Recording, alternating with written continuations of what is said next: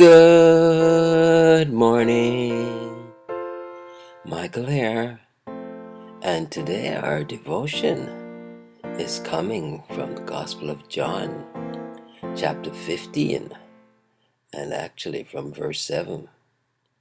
So let's just read the first 8 verses. Verse 1. I am the true vine, and my Father is the husbandman. Every branch in me that beareth not fruit, he taketh away. And every branch that beareth fruit, he purgeth it, that it may bring forth more fruit. Now ye are clean through the word which I have spoken unto you. Abide in me, and I in you. As the branch cannot bear fruit of itself, except it abide in the vine, no more can you, except ye abide in me. I am the vine, ye are the branches. He that abideth in me, and I in him, the same bringeth forth much fruit. For without me ye can do nothing. If a man abide not in me, he is cast forth as a branch, and is withered, and men gather them and cast them into the fire, and they are burned. If ye abide in me, and my words abide in you, ye shall ask what ye will, and it shall be done unto you. Herein is my Father glorified, that ye bear much fruit, so shall ye be my disciples. And so we look at the Spurgeon's commentary on these verses, and he uses the verse 7, if ye abide in me, and my words abide in you, you shall ask what you will, and it shall be done unto you. And it's subtitled, Unbroken Fellowship Essential.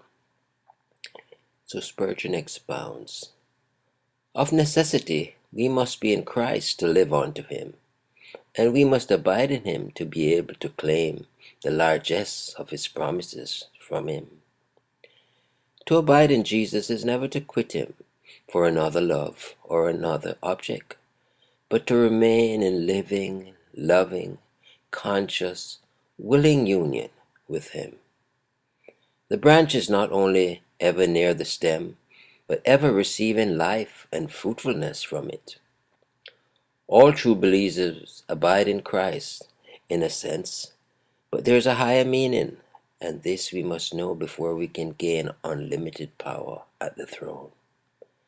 Ask what ye will is for Enochs who walk with God. Let's read it again. Ask what ye will is for Enochs who walk with God, for Johns who lie in the Lord's bosom, for those whose union with Christ leads to constant communication. The heart must remain in love, the mind must be rooted in faith, and hope must be cemented to the Word. The whole man must be joined unto the Lord, or else it would be dangerous to trust us with power and prayer. The carte blanche can only be given to one whose very life is, not I, but Christ liveth in me. O you who break your fellowship, what power you lose! If you would be mighty in your pleadings, the Lord himself must abide in you, and you in him. Whoa, the honeysuckle of God's divine word. Yes, indeed, Lord. May I abide in you, God, even as you abide in me, Jesus. Michael here declaring, Jesus is Lord. Just you enjoy it.